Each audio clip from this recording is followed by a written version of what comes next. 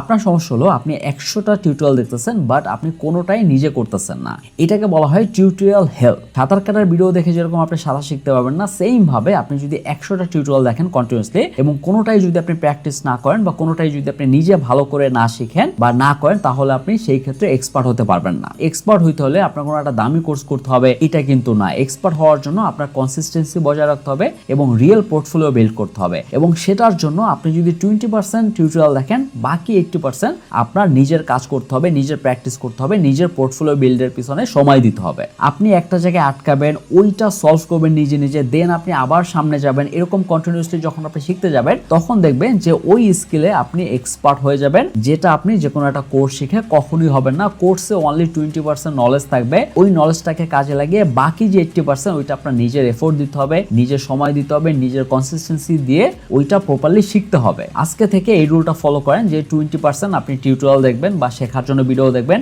বাকি 80% আপনি নিজে প্র্যাকটিস করবেন। এবং এইটা যদি আপনি করেন, তাহলে 6 মাস পর হয়তো বা আপনার কাছে কোনো একটা সার্টিফিকেট থাকবে না, বাট 6 মাস পরে আপনার কাছে একটা স্ট্রং পোর্টফোলিও থাকবে। আর ক্লায়েন্ট আপনার সার্টিফিকেট দেখে কখনোই কাজ দেবে না। ক্লায়েন্ট আপনাকে অনলি কাজ দেবে যদি আপনার পোর্টফোলিও ভালো হয় এবং আপনি যদি ভালো কাজ পারেন।